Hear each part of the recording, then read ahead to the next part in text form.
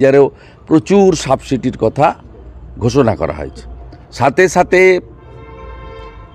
বিহারের ক্ষেত্রেও অনেকগুলি জমি তারা প্রোভাইড করেছেন, কেন্দ্রীয় সরকারের সঙ্গে কাঁধে কাঁধ মিলিয়ে বলছেন।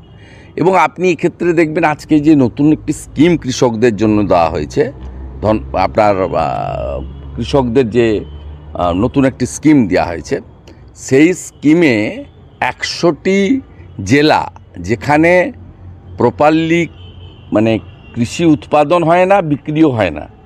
আমাদের পশ্চিমবঙ্গের তো কমপ্লিটলি যেটাকে আপনার পশ্চিমাঞ্চল বলা হয়, পশ্চিম বর্ধমান থেকে শুরু করে বীরভূমের একটা বড় অংশ থেকে শুরু করে বাঁকুড়া, পুরুলিয়া, ঝাড়গ্রাম, পশ্চিম মেদিনীপুরের একটা অংশ এদিকে, এবং নর্থ বেঙ্গলেরও কিছু কিছু জায়গা আছে, আপনার আলিপুরদুয়ার দিকটা বা কালিম্পংয়ের দিকটা, সেই সব জায়গার ক্ষেত্রে এই স্কিমে 1,70,00,000 কৃষককে সরকার পূর্ণ দায়িত্ব নিতে চাইছেন এই 100টি জেলাতে।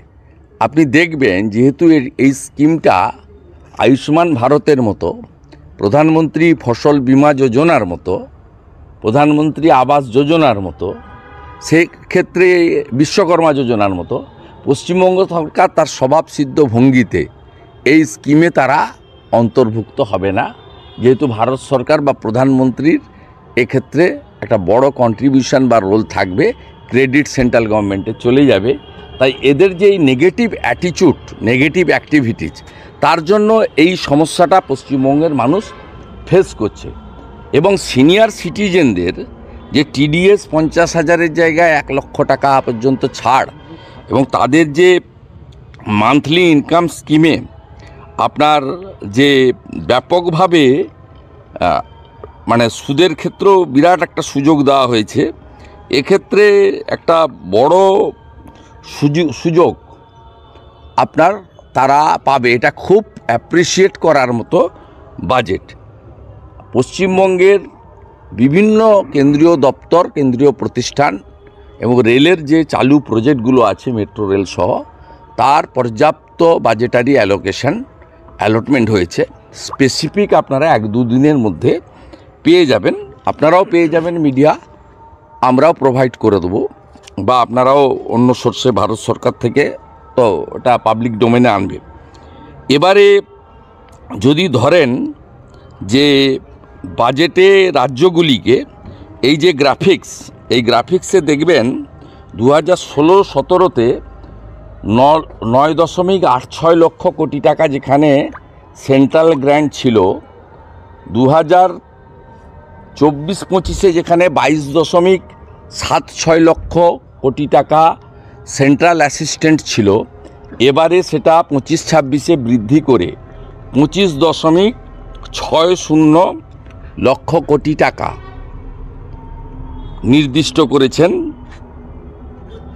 ভারত সরকার আজকে অর্থ বাজেটে। এবং সমস্ত রাজ্যকে উন্নয়নের ক্ষেত্রে সমান দৃষ্টিভঙ্গি দিয়ে দেখতে গিয়ে পশ্চিমবঙ্গেও আপনি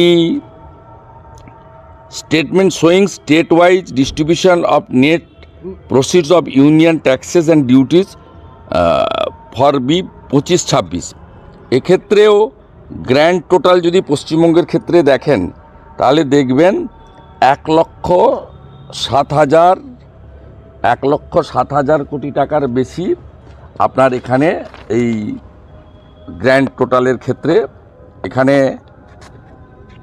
পরিষ্কারভাবে এটা বলা হয়েছে, গ্র্যান্ড টোটালের ক্ষেত্রে এটা বলা হয়েছে। এবং সেক্ষেত্রে পশ্চিমবঙ্গের কোনো সমস্যা নেই, পশ্চিমবঙ্গ আতঙ্কিত হওয়ার কারণ নেই। যত খুশি চুরি করুন, যত খুশি চালিয়ে যান, আর একটা চাকরি দিতে পারবেন না। ওবিসি নিয়ে যা ঘেঁটে দিয়েছেন, আর কয়েকটা মাস আছেন, চাকরি দিতে পারবেন না।